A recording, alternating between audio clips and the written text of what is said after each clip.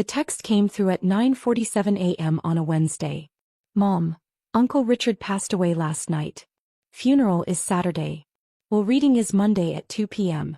I stared at my phone screen in the empty staff lounge at Seattle General Hospital, where I'd just finished a 12-hour shift in the cardiac unit.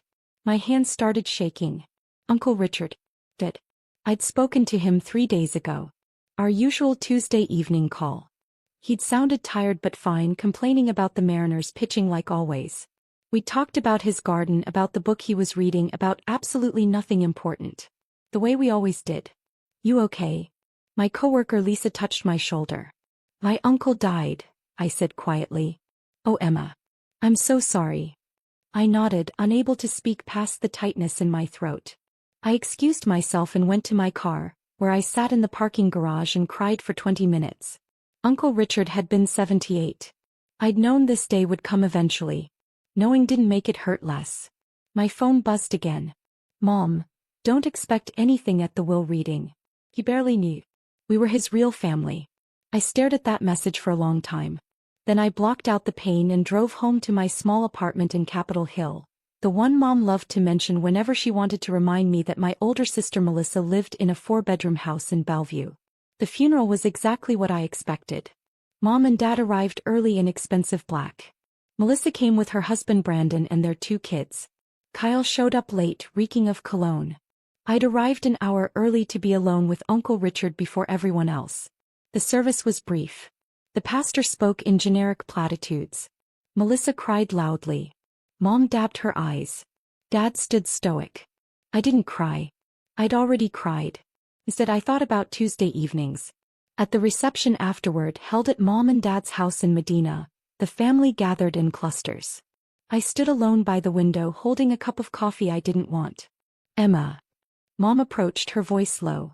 We need to discuss Monday. The will reading. Yes. She glanced around, then moved closer. Your father and I have been thinking. Richard's estate is substantial. The house alone is worth at least $1 million, and he had investments, savings. We're talking significant money. Okay. We were his immediate family. Your father is his only sibling. It's only natural that the bulk of the estate would go to us, with portions for you kids. I said nothing. But you should understand, Mom continued, that Richard barely knew you, Emma. You visited him, a few times a year? Every Tuesday for 6 years, I thought. But you didn't know that. We were the ones who really cared for him, Mom said. We were his real family. So when the will is read on Monday, don't expect anything significant. Maybe a small token amount. That would be appropriate. Okay, I said quietly. Dad joined us, drink in hand. Emma. Your mother's right. Richard and I were close. Brothers. You understand how inheritance works. It goes to immediate family first. When was the last time you saw him? I asked. Dad frowned. What? When was the last time you saw Uncle Richard? Before he died. Christmas, Dad said. We had him over for Christmas dinner. 8 months ago. They'd had him over for 4 hours on Christmas Day. I'd been there too. Uncle Richard had looked uncomfortable the entire time, surrounded by expensive decorations and expensive food and expensive people discussing expensive things.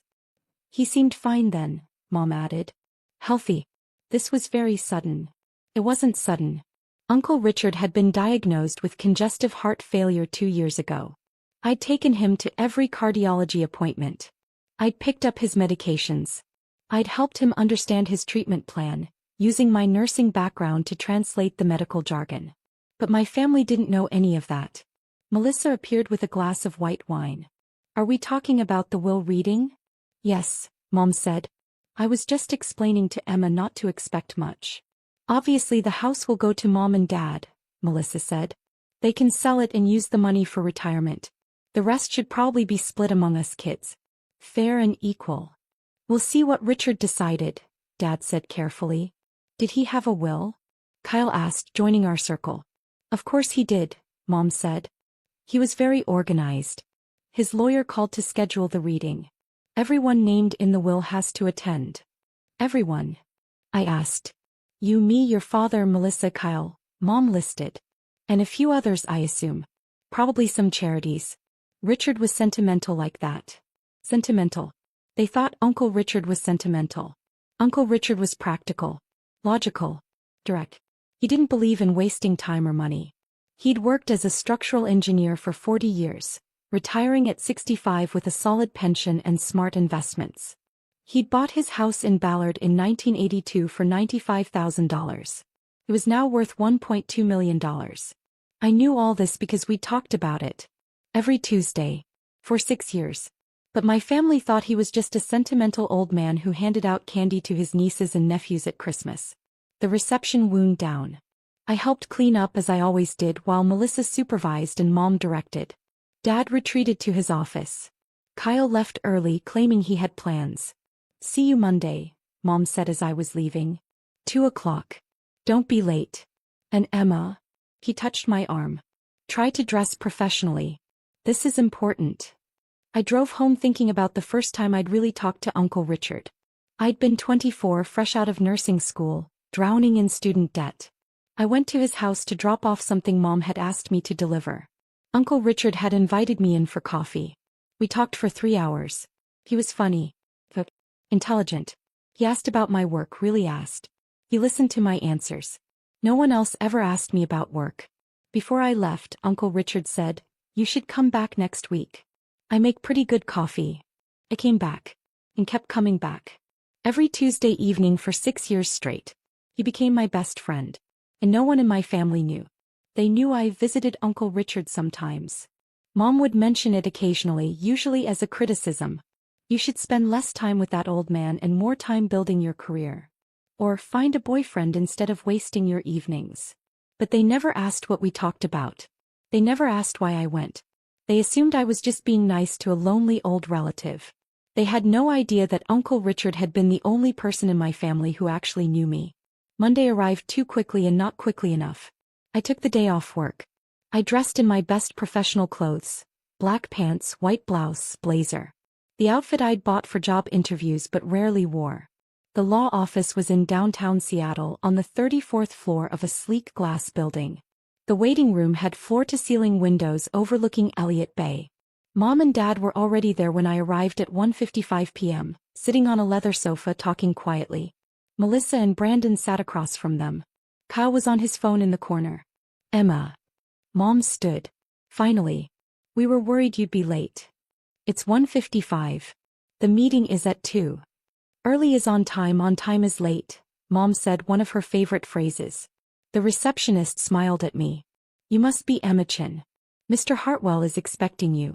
You can all go in now." We filed into a large conference room. Dark wood table, leather chairs, law books lining the walls. Very official. Very intimidating. A man in his 60s stood as we entered. "Good afternoon. I'm Robert Hartwell, Richard Chen's estate attorney. Please everyone have a seat." We arranged ourselves around the table. Mom and Dad sat at one end, the power position. Melissa and Brandon beside them. Kyle across from them. I sat at the far end, as far from everyone as possible. Mr. Hartwell opened a leather portfolio. "First, let me express my condolences. Richard was a wonderful man. I had the pleasure of working with him for over 20 years. Mom nodded graciously. "Thank you. He spoke highly of you." Had he? I'd never heard Uncle Richard mention his lawyer. "Before we begin," Mr. Hartwell said, "I want to clarify a few things. This will was executed 18 months ago in March of last year. Richard was of completely sound mind. The will was witnessed by 2 unrelated parties and notarized. It is legally binding." "Of course," Dad said. Richard also left instructions that I was to read the will in its entirety, with no interruptions, and then answer questions afterward. I'd appreciate everyone's cooperation with that. We all nodded. Mr. Hartwell put on reading glasses. "The last will and testament of Richard Michael Chin, executed March 15, 2024. He read through the opening legal language, declarations that Uncle Richard was of sound mind, that this superseded all previous wills, that he appointed Mr. Hartwell as executor. Then he reached the bequest. To my brother Daniel Chin and his wife Patricia Chin, I leave the sum of $5,000 each for a total of $10,000. Silence. Mom's face froze. To my niece Melissa Chin Morrison, I leave the sum of $5,000. Melissa's mouth opened. "What?" Please hold questions until the end, Mr. Hartwell said gently. To my nephew Kyle Chin I leave the sum of $5,000. Kyle put his phone down looking confused.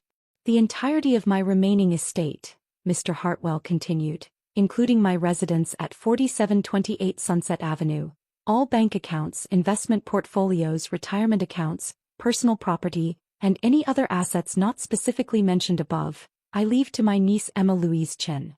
The room went completely silent. I couldn't breathe. The estate has been valued at approximately $3.2 million, Mr. Hartwell said, still reading. This includes the Ballard residence valued at $1.2 million, investment accounts totaling $1.7 million, savings and checking accounts of $200,000, and personal property and vehicles valued at approximately $100,000. Mom's face had gone white. Chilly white. Richard also left a letter to be read at this time, Mr. Hartwell said. He pulled out an envelope. To my family and to Emma, this letter explains my decision. He opened it and began reading in Uncle Richard's voice. Practical, direct, no wasted words. To my brother Dan and his wife Patricia. You are good people. You worked hard, built successful careers, raised 3 children. I'm proud of you. But let's be honest with each other. You visited me once a year at Christmas. You called on my birthday and major holidays. That's fine. I don't fault you for it. You had busy lives. To Melissa, you're ambitious and driven. You've built a beautiful life. The few times you visited, you were polite but distracted, always checking your phone, always rushing to leave. That's okay. I understand. To Kyle, you're young and figuring out your path. The handful of times you came by, it was because your mother made you. You were bored the entire time. I don't blame you for that either. Here's the thing though. For the past 6 years, Emma has come to my house every single Tuesday evening. 6 to 8 p.m. Like clockwork. He never missed. Not once. She came when she was exhausted from 12-hour hospital shifts. He came when she was sick with the flu herself. She came during snowstorms and heat waves. She came when she had her own problems and worries. She didn't come because she had to. He came because she wanted to. We drank coffee. We talked. About everything. She told me about her patients, about the challenges of being a nurse, about her dreams of maybe becoming a nurse practitioner someday. I told her about my career, about engineering, about your mother, her grandmother, who died before Emma was born. She listened to my stories. She laughed at my jokes. He cared about my opinions. When I was diagnosed with heart failure 2 years ago, Emma took me to every appointment. She made sure I understood my medications. He helped me modify my diet. She checked on me between our Tuesday visits, calling to make sure I was okay. She did this while working full-time. While dealing with her own challenges. While being dismissed and overlooked by her own family. None of you knew any of this. You didn't know because you never asked. You assumed Emma was just being nice, that she visited, sometimes, that she was wasting her time with a boring old man. But Emma saw me. Actually saw me. Not as an obligation or a burden or a source of future inheritance. As a person. A friend. She gave me something precious in my final years. Her time and her genuine care. That's worth more than money can measure. So I'm leaving her the money. To Dan, Patricia, Melissa and Kyle, your $5,000 bequests are not insults. They're acknowledgments. You're family. I loved you. But Emma earned this inheritance through 6 years of showing up, consistently and selflessly. If you're angry about this decision, I understand. But ask yourselves, when was the last time you spent 2 hours with me just talking? When was the last time you asked about my life, my thoughts, my fears? Emma asked. Every Tuesday. For 6 years. That matters. With love and no regrets, Richard Chin. Mr. Hartwell set down the letter. The silence in the room was suffocating. I had tears running down my face. I couldn't stop them. This is insane, Melissa said. Her voice was shaking. This isn't legal. He was clearly manipulated. I assure you, Mr. Hartwell interrupted calmly, the will is completely legal and valid. Richard was evaluated by his physician 3 weeks before executing this will. The doctor certified that he was of sound mind and not under any undue influence. She's a nurse. Mom's voice was sharp. He had access to him. She could have. Mrs. Chin. Mr. Hartwell's voice was firm now. I'm going to stop you right there. Any allegations of impropriety could expose you to legal liability. Richard made this decision freely and clearly. I was present when he executed the will. I spoke with him at length about it.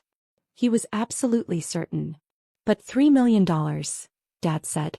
He looked stunned. That's... Richard, we're your family. Your brother. And Emma is your daughter, Mr. Hartwell said quietly. Richard's niece. Also family. This is different, Mom insisted. He spent a few hours a week with him. We spent decades. With respect, Mrs. Chin, what matters is not the history but the present. Richard makes that clear in his letter. Emma was present during his final years. That's what he valued. Kyle was staring at me. You never told us. About the Tuesday visits. You never asked, I said softly. 3.2 million, Melissa said. She looked at me with an expression I'd never seen before. Pure fury.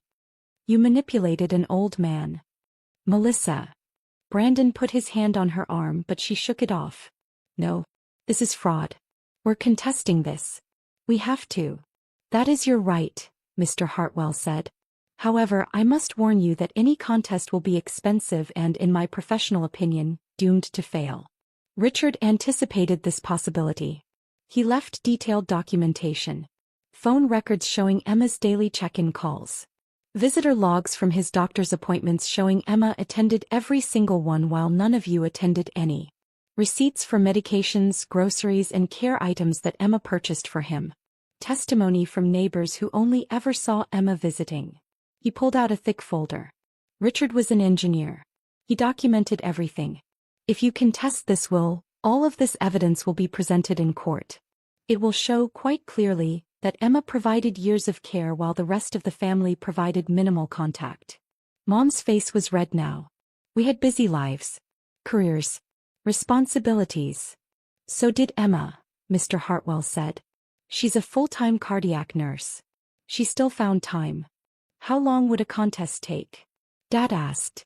He sounded tired. 6 months to a year typically. Legal fees would likely run $25,000 to $50,000. And again, based on the evidence, you would almost certainly lose. The court would likely award Emma her legal fees as well, meaning you'd be responsible for those costs on top of your own. So we're just supposed to accept this? Melissa demanded. That's your decision to make, Mr. Hartwell said. But yes, I would strongly advise accepting it. He turned to me. Emma, do you have any questions? I wiped my eyes. When did he decide this? To leave everything to me. We discussed it about 2 years ago, shortly after his diagnosis. He'd been thinking about it for a while. He told me he wanted to ensure the person who actually cared for him would benefit, not just the people who assumed they'd inherit because of a family tree. He never said anything to me. He didn't want it to affect your visits. He wanted to make sure you were coming for him, not for an inheritance.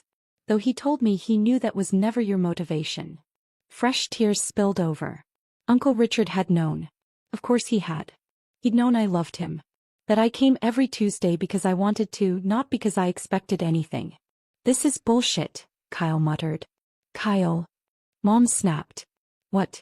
Is? Emma gets $3 million because she drank coffee with the guy. She did considerably more than that, Mr. Hartwell said. But regardless, this is Richard's decision to make. It was his money. His estate. His choice. What happens now? Dad asked. The estate will go through probate, which typically takes 4 to 6 months. As executor, I'll manage that process. Emma will inherit the house and all assets once probate is complete. The $5,000 bequests to each of you will be distributed first within 30 days. $5,000, Melissa laughed bitterly. After all the years. All the years of what? I said quietly. Everyone looked at me. All the years of visiting once? Of calling on holidays? Of treating him like an obligation? How dare you, Mom said. I'm not saying it to be cruel. My voice was steady now. But Uncle Richard was right. You barely knew him. None of you did. You knew he existed. You knew he was family. But you didn't know him. And you did. Melissa challenged. Yes. I knew his favorite book was Lonesome Dove. I knew he cried when his wife died 20 years ago and never really got over it. I knew he was scared of dying alone. I knew he loved the Mariners but thought they'd never win a World Series. I knew he voted for Democrats even though his engineering colleagues all thought he was crazy. I knew he wanted to visit Japan but never did because Aunt Lily died before they could take the trip. I looked around the table. Did any of you know any of that? Silence. He was just Uncle Richard, Kyle said defensively. The old guy we saw at Christmas. Exactly. And that's fine. You had your own lives. I'm not judging you for that. But don't be angry with me because I actually spent time with him. You're taking advantage of an old man's loneliness, Mom said coldly. No. I was giving him companionship. There's a difference. Mr. Hartwell closed his portfolio. Unless there are legal questions, I think we're finished here. Emma, please call my office tomorrow and we'll begin the probate process. Everyone else, you'll receive your bequests within 30 days. We all stood. The silence was crushing. In the elevator down, no one spoke. We were all crammed together in the small space, not looking at each other. When we reached the lobby, Mom turned to me. If you had any decency, you'd split that money with your family. No, I said. No. Uncle Richard left it to me. He explained why. I'm going to honor his decision. You're being selfish, Melissa said. Maybe. Or maybe I earned it. Either way, it's mine now. I walked away from them out into the Seattle afternoon. My phone started buzzing before I'd even reached my car. Melissa, you're destroying this family. Kyle, this is so messed up. Mom, we need to talk about this reasonably. Dad, Emma, call me. I didn't respond to any of them. That night I drove to Uncle Richard's house. My house now, I supposed, though that felt impossible to process. It was a small craftsman bungalow with a covered front porch. The garden Uncle Richard had tended for 40 years was overgrown now. He'd been too weak to maintain it these last few months. I used the key he'd given me 2 years ago. In case of emergency, he'd said. You're my emergency contact. You should have a key. The house smelled like him. Coffee and Old Spice and old books. I stood in the living room and cried. Everything was exactly as it had been last Tuesday. The coffee maker I'd used to make our evening coffee. The 2 mugs in the sink still unwashed. The book he'd been reading bookmark halfway through. The photo albums on the shelf. Uncle Richard's entire life, documented in pictures. I pulled one down and flipped through it. Uncle Richard and Aunt Lily on their wedding day.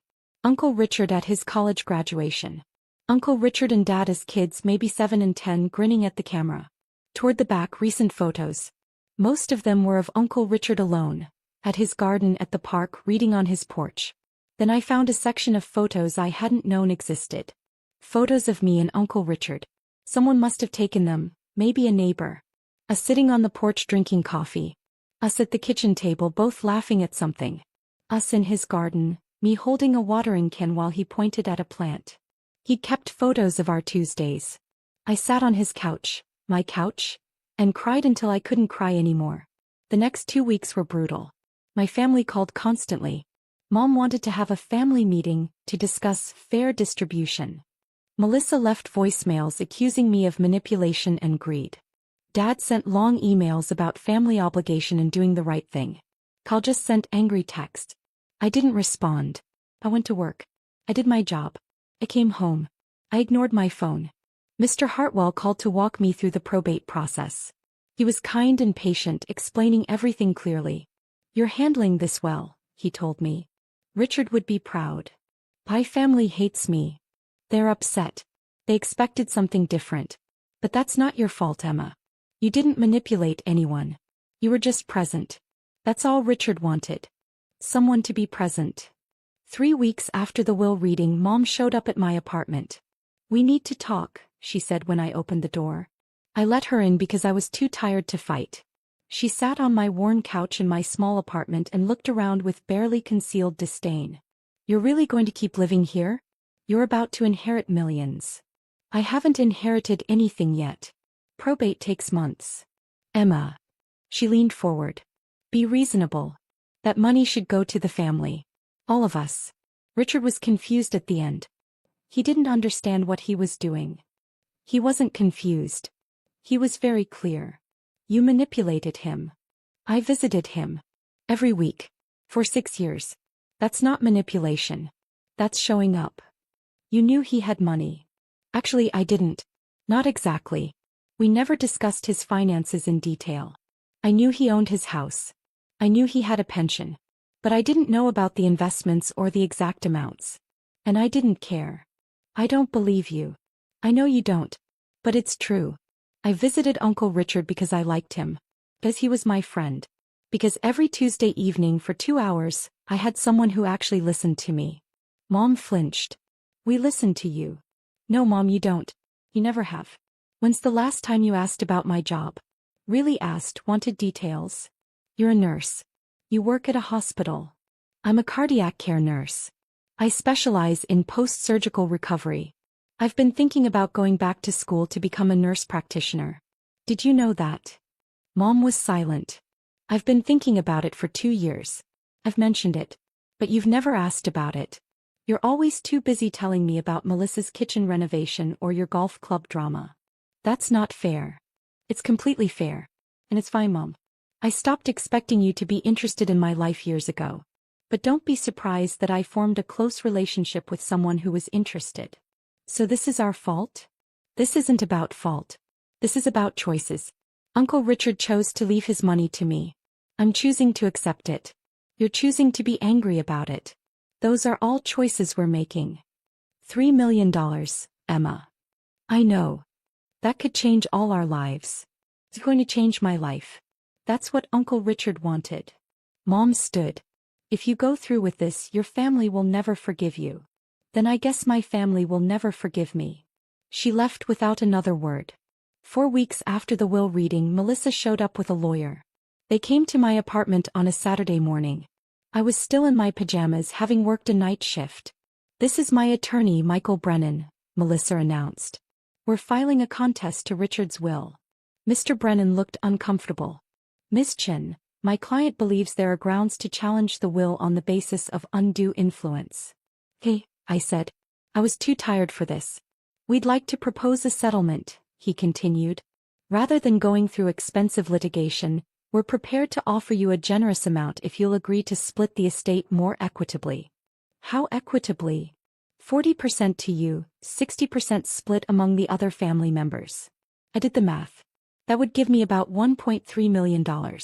They'd split nearly $2 million. No, I said. Emma, be reasonable, Melissa said. We're being more than fair. Uncle Richard was clear about what he wanted. I'm not negotiating against his wishes. We will win in court, Mr. Brennan said, though he didn't sound confident. The evidence of undue influence is compelling. What evidence? You had exclusive access to Richard. You isolated him from his family. You're a medical professional who could have manipulated his medications or mental state. I'd like you both to leave now, I said calmly. Emma. Leave. Or I'll call the police and report you for harassment. They left. 2 hours later, I received a call from Mr. Hartwell. Your sister has filed a will contest, he said. I expected this. Don't worry. Should I be worried? No. Frankly, they have no case. I spoke with their attorney. He knows it too. He's doing this because Melissa is paying him to. But it will fail. How long will it take? 4 to 6 months for the court hearing. The judge will review the evidence and make a ruling. Based on what we have, I'm confident we'll prevail. And if they lose? They'll be responsible for their own legal fees, likely $25,000 or more. And the judge may award you your legal fees as well, which they'd have to pay. Total cost to them could be $50,000 or more. That seems like a waste of money. It is. But sometimes people need to learn lessons the expensive way. 5 months later, we sat in King County Superior Court. Judge Margaret Fisher presided. She was in her 60s, sharp-eyed and no-nonsense. Melissa's attorney, Mr. Brennan, presented their case. He argued that I'd had unusual access to Uncle Richard. That I'd isolated him from his family. That as a medical professional I could have influenced his mental state. He had no evidence of any of this. Just speculation and insinuation. Then Mr. Hartwell presented our case. He had phone records showing I'd called Uncle Richard daily for 2 years. Visitor logs from cardiology appointments showing I'd attended all 17 appointments while no other family member attended any. Testimony from Uncle Richard's cardiologist stating that Richard had been completely mentally competent until his final week. Testimony from 3 neighbors stating they'd only ever seen me visiting, never other family members except once a year at Christmas. He had receipts for medications I'd purchased. Grocery receipts for food I'd bought him. Receipts for the home health aide I'd hired out of my own pocket when Uncle Richard got too weak to manage alone.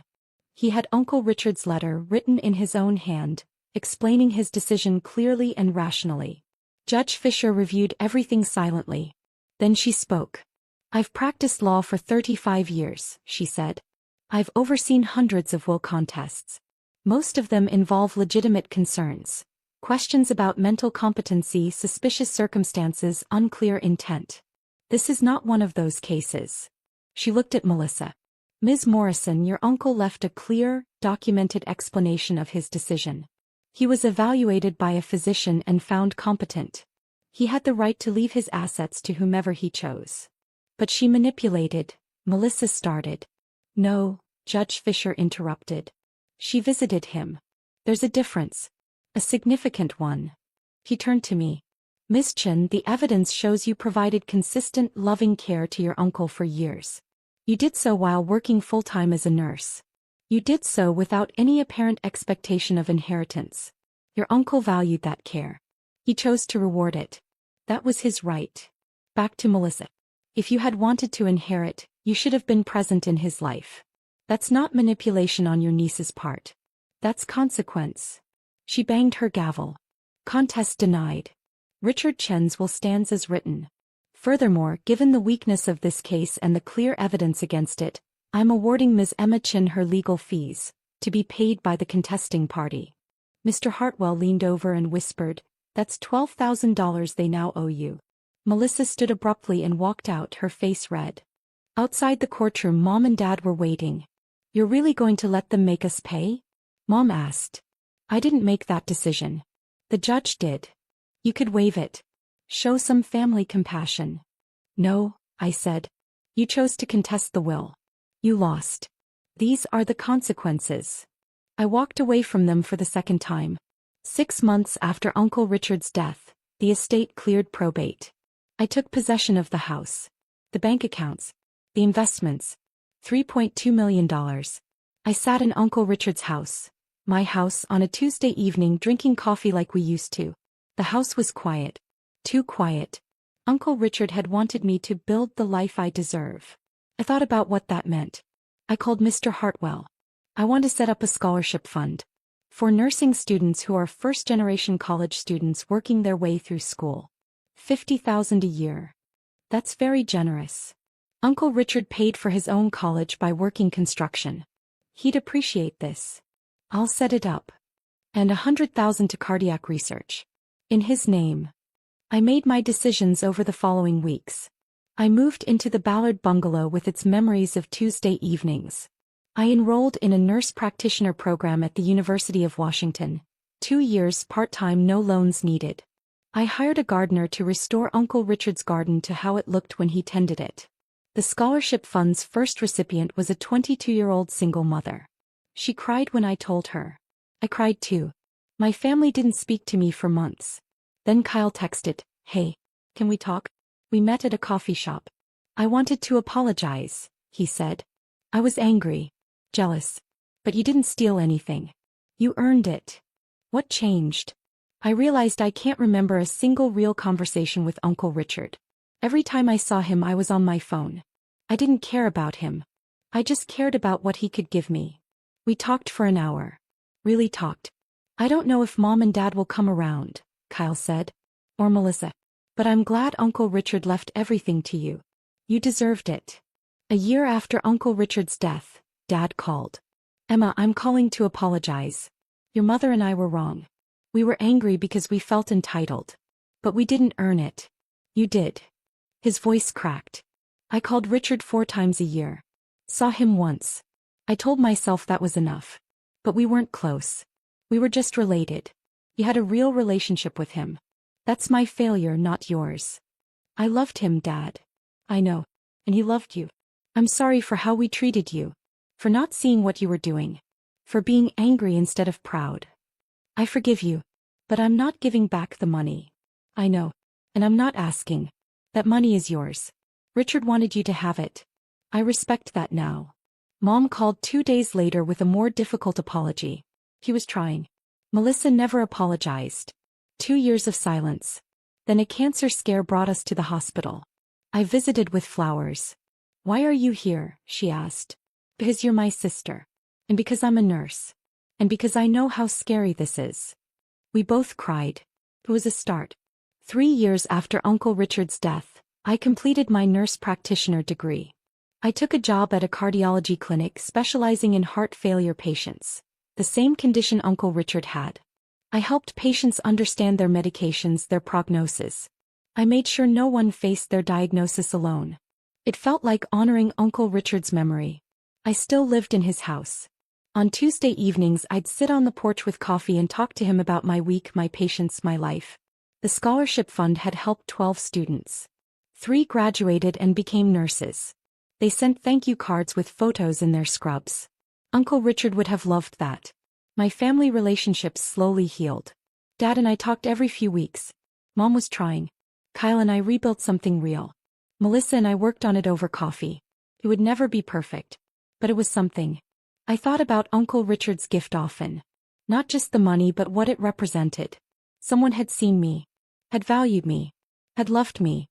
He'd given me the knowledge that I was worth showing up for. That my time mattered. That my care mattered. That I mattered. That was the real inheritance. The money was just proof.